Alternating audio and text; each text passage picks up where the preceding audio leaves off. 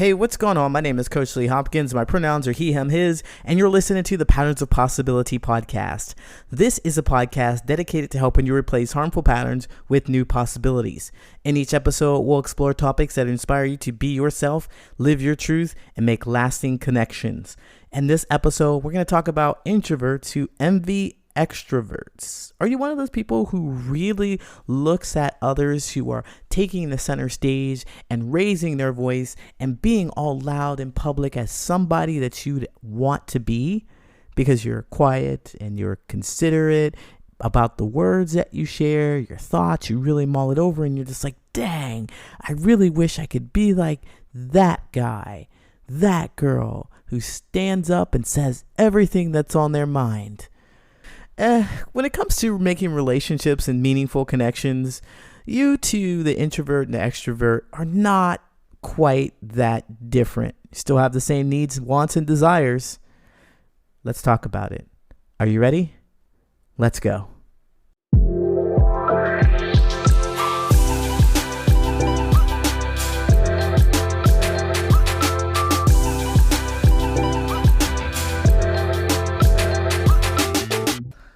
I was always afraid to say anything about anything. I think it was because I was certainly going to get laughed at. My ideas, my thoughts just didn't mesh well with people. I was certain that things that I had to say wasn't important. And then when I was coaxed into speaking about something, I would get laughed at, or judged, or criticized, or shamed. All those undesirable feelings, those undesirable experiences. And I slowly learned that it's really, really good. It's in my best interest to just keep those thoughts rolling around in my head and let them stay there. But of course, I firmly believe that they need to come out. Somehow they need to be expressed. Even as a young person, even as a kid, they have to be expressed. I think spiritually we are expressions of something, expressions of the universe, if you would take it to that level with me, but expressions of something. And we have those thoughts and we have those beliefs and ideas, and they're meant to be expressed in some way. If we're not using our mouth to say the things, we are writing them down, we're listening to music, we're expressing ourselves through clothing, the way we walk, the way we dress, the way we move in the world. We are an expression of something, right? And so these introverts, I believe that for my own definition, so that we can stay together in definitions, just people who don't really express how they feel about things. And the point for me, it was like, I realized that expressing how I feel was troublesome, but there was a huge desire to express the feeling. Like I've always had the desire to express how I feel about my experiences, but I lacked the words to do so. And if I did it in a direct way by opening up my mouth, then I'd be in trouble. And I don't want that undesirable backlash. So just be quiet. Or maybe, it's not even about, saying something that's hurtful to anybody or being angry. It's just saying the weird thing or the thing that rather no one else understands. If you think about young Sheldon, I'm not saying I was young Sheldon, but it's a really great example of him and perhaps even you being a genius or thinking about something in a way that's different from the people around you and wanting to express it and being understood. And since people don't understand you, there's the backlash. Stop talking. Shh, be quiet. That's weird. Don't say these kind of things. And you're like, dang, well, nobody can understand me. So I'm just going to keep that inside. I'm going to keep it inside. And if you have enough experience where people are just not understanding you, you start to believe, like I did, start to believe that, well, nobody is going to understand you. And so don't open your mouth. If you want to connect with people, you've got to do what they do. You've got to be like them. You got to figure out how they want to move in the space, and they want you to move in the space, and you do that. So you're quiet, you observe, and then you do, right? But it's unfulfilling because still that expression of you is not understood. And so you're like, dang, You look at those extroverts. Look at them opening their mouths, saying all kinds of things, having people hang off their very words. Every word. Everybody's excited to see Joe. Everybody's excited to see Mary and James and Shelley. Everybody's excited to hear what they have to say about the latest whatever. But not me. Those extroverts have it all. Look at how people are flocking to them. Look at how when those extroverts speak, that other people are listening. And even though they don't understand that, they go along with it. I want to be like that. I want to be like that person. I want to say what I want and have people understand. Yeah. Extroverts want that too. And that was what was going through my head, because I'd done that. I moved from being an introvert to an extrovert, and I think they call this something like an ambivert now, but I think there's a balance for all of us people. But anyway, for the definition that I have, introvert are those people who just are not interested in speaking to people who don't understand them. I shortened it, but you've had so many experiences where people just don't understand you, so you're not interested in talking to people who don't understand you. Like, you just know that most people aren't going to, so you don't take the time and energy to talk to them, right? That's what I think about when I think about introverts. But extroverts are the opposite, and they will just talk. They just got something to express, and they're just going to do it. Blah, blah, blah, blah, whatever. I've got people flocking around me because I have such a magnetic personality and so forth. And I wanted to do that, so I started to host karaoke. I enjoyed karaoke anyway. I like to sing. I wanted to express myself. And so I got on stage, many stages. I was kind of a little famous. I wasn't a little famous. Look, I don't have that great of a voice. But a lot of people in the Central Valley of California who were in the karaoke scene, drinking in bars, wannabe stars, knew who I was 10 years ago. I was not famous, okay? But a lot of people knew me, but they didn't know me. They would know my drink order. They would know what songs I want to play. Or songs I'd want to sing. They would know those things about me, but they really wouldn't know me. And I think that's true for a lot of extroverts as well. See, extroverts and introverts, they're not so different. They're not so different when it comes to connection. In fact, we all are searching and seeking meaningful connection. So although people saw me, they didn't really know me. They didn't understand what was going on around me because there were some things that I couldn't talk about that they wouldn't understand. Right? I still had that in me. And I believe that everybody has something like that. Everybody's hiding something. And they know something or they feel something that only a select few people in this entire world can really grasp and appreciate and accept and know. And I want to let you know that just because people are extroverted doesn't mean people around them do understand them. You think about all those celebrities who have thousands of followers, millions of followers, and thousands of friends, and maybe a few are in the inner circle that they tell their deepest thoughts and secrets with.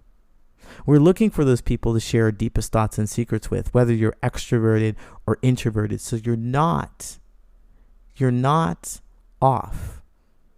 Like switching. If you're an introvert and believing that an extrovert is going to make you everything, it's going to make you the connections that you want, that's just not true, because it wasn't true for me either. It is really about the quality of the conversations that you have with other people. It's the quality of the conversations. And what's really going to help you is discerning who is worthy of talking to or continuing on the conversation and who is not. There are some people that are going to understand you deeply and they're going to get you if you share the right stuff with them. That goes for both introverts and extroverts, because sometimes these extroverts, they say whatever it is just to say it, just to get attention. They're longing for connection, but they'll settle for attention because they're needing it. And the introverts, they're like, yeah, I'll just read a book. I'll absorb more information because, well, I mean, I have the capacity for it, and nobody quite understands me as I am. So why share? There's a balance in that. There's a balance. And so I want to bring you to a balance. If you're an introverted person, it is worth it to speak. It is worth it to speak. You don't have to get on stage. You don't have to yell at a bunch of people. You just have to know.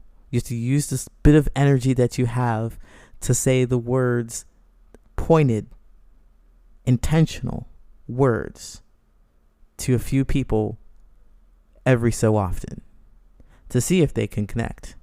Because I know as an introvert, you're going to be intentional with your time. You don't have the energy to be talking to everybody all the time. You want fulfilling and deep conversations more often than not, and you can find them as long as you start them. Because all these introverts are just kind of hanging out and not really talking to each other, waiting for an extrovert to talk to them. An extrovert talks about nothing, and you stay there as an introvert, absorbing the random stuff that they talk about. Yep. That's it. Okay, great. Thank you so much.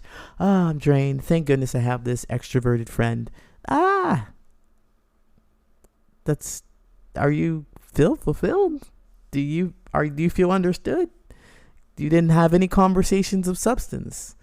You didn't say how you felt. You didn't talk about astrophysics or nuclear technology. You didn't talk about saving the environment. You didn't talk about anything that was important and interesting to you. Yikes. And this extrovert, they also just kind of wore their mask and they were faking. They were holding the conversation, talking about things and not being understood by you. You were just listening, but you weren't really understanding. That dynamic with the introvert-extrovert relationship it's kind of lame. It's only because you're not talking about who you really are, what you really like, what's important and interesting to you.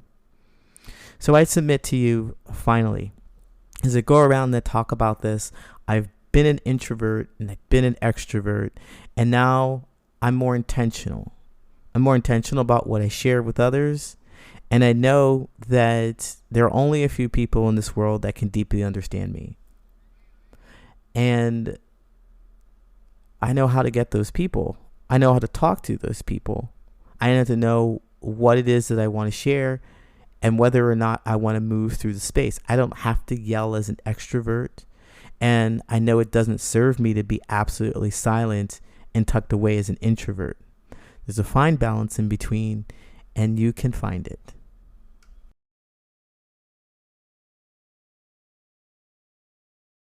Hey, Patterns of Possibility fam. If you'd like a little more guidance and hands-on support, then I've got great news. You can hire me as your own personal coach. Go to patternsofpossibility.com/coaching to apply for individual or group coaching.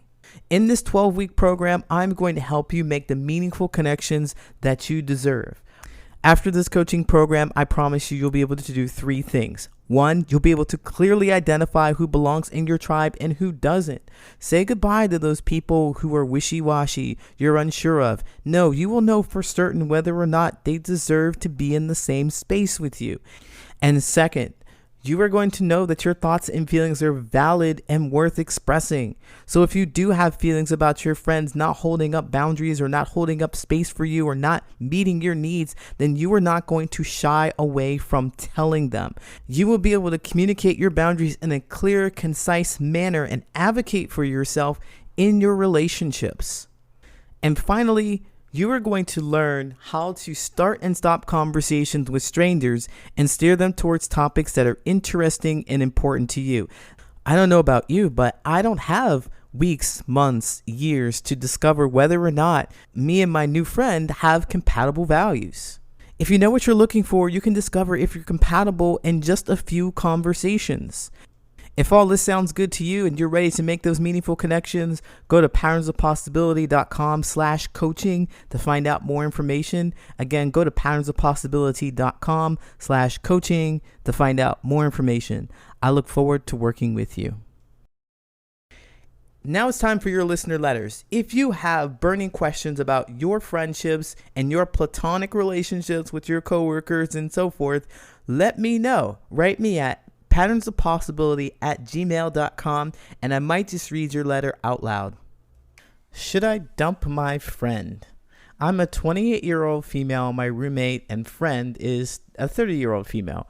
We've been living together for some years, and she's done a couple of things that have jeopardized my trust, including things regarding rent and stuff with my past relationships. But I mainly want to talk about the latter, the past relationship stuff. One time, I invited a friends with benefits over, and before he got there, she jokingly insinuated that I would be intimidated by her while she was in her lingerie. She also felt the need to talk about her OnlyFans page in front of him after we had started seeing each other exclusively. One time, she got the number of the guy I was talking to at a bar and started talking to him. When I got into an actual relationship with someone else, she once mentioned a pair of panties that she owned, and then in the middle of the story about her own BF, she made a provocative motion in front of him. It wasn't super overt. She kind of slightly took her butt in his direction with her shorts on.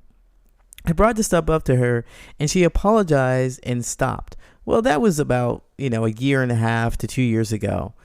But the other day, I noticed her looking at my boyfriend, looking him up and down from the back. She also had a pair of shorts on that basically rode up her butt. She wears them around the house, around with me too, when we're alone, but I just thought it was an interesting choice to keep them on with my boyfriend here.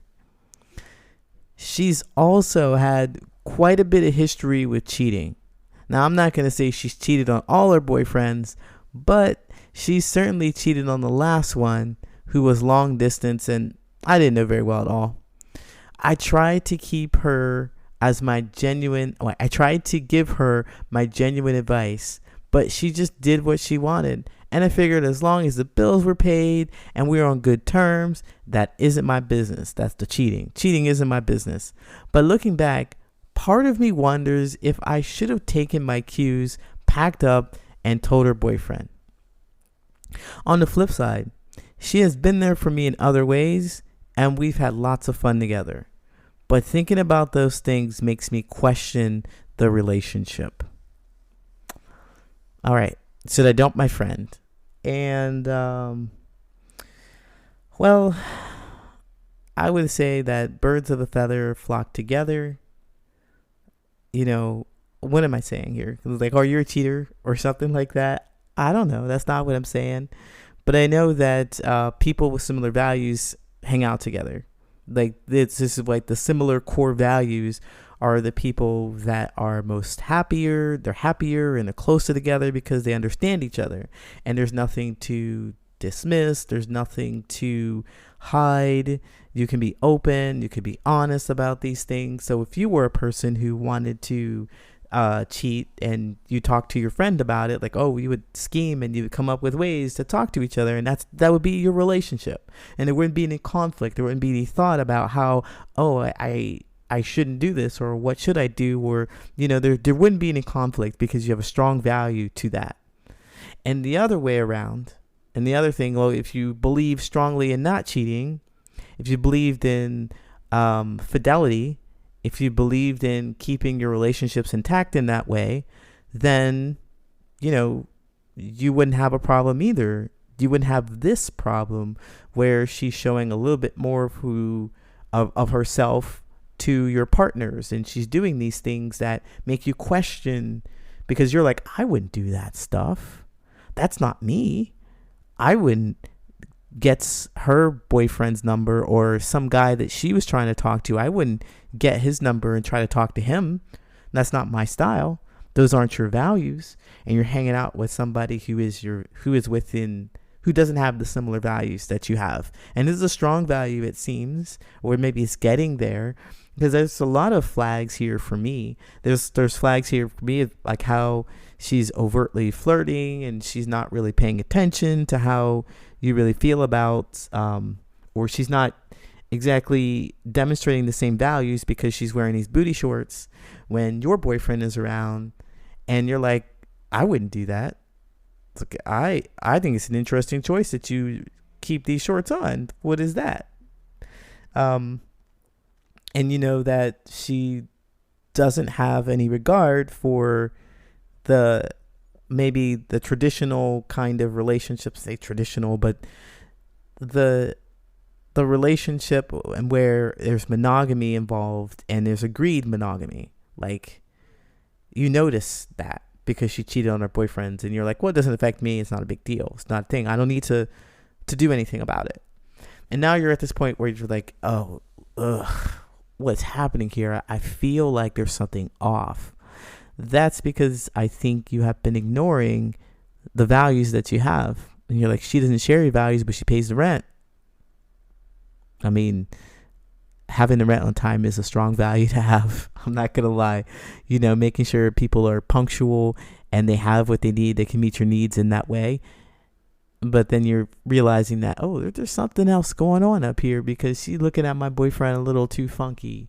She's looking at him a little funny way. And I don't like that because I know her history and I know that her values don't align with me. And I might not sleep with her boyfriend, but she might sleep with mine. And that make you feel uncomfortable and insecure. Of course you would. And do you want people that are close to you that might hurt you? Do you want people to be close to you? Do you want to invite them to live with you that might hurt you? And they're doing all the things, whether it's intentional or not, whether they're focused on making sure that it's about hurting you or not. They're going to do something because their values are different from yours. They're not even thinking about you and they're doing what they want to do regardless of how you feel. Do you want to share space with someone who does that? I wouldn't call those people my friends because there's something deep inside that I want to share with them and they can't hear. Like, hey, don't be dressing like that in front of him. Don't be making looks at him that way. You need to respect the fact that this is mine. Or like, I wouldn't do this to you. I don't want you to do it to me. I want to be able to trust that you have my best interest in mind.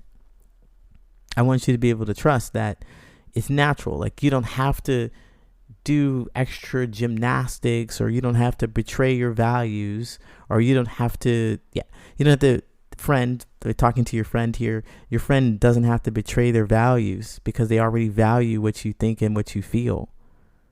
And when you tell them, they understand and appreciate that and know that what's good for you is also good for them. And it seems like this person doesn't notice that. They don't see that. So, should I dump my friend? Yes. Downgrade that person. I would not want that person close to me because they're eventually going to do something that harms me, whether or not they pay the rent on time or not. They're going to do something that hurts. And you see us coming. So what I would ask you is what stops you from letting go? Is there something happening? Is there some history that you might have? If there's the history, then I want to encourage you to not look at the past. Look right here where you are and how you feel about it, and imagine yourself being with that person in the future, because they're not changing. Because in the past, it has been what it is. Right now, we're at this point after a couple of years. We're at this point and there's more insecurity and more fear. Imagine what it's going to look like in 2 years. Imagine what it's going to look like, and you'll be like, you're pregnant by my boyfriend. I should have seen this coming. I should have got you out of my life. You can avoid all of that.